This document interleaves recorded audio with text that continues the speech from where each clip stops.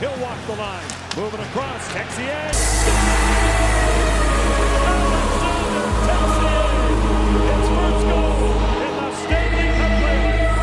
The Jones just won. Bjorkstrand is goal. On the Vikings, it goes across. And Jones has scored.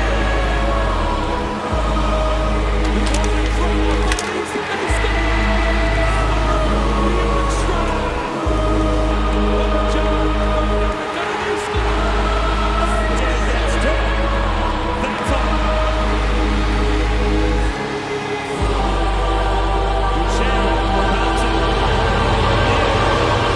Four-game sweep by the Columbus Blue Jackets against a team that had all kinds of records this season.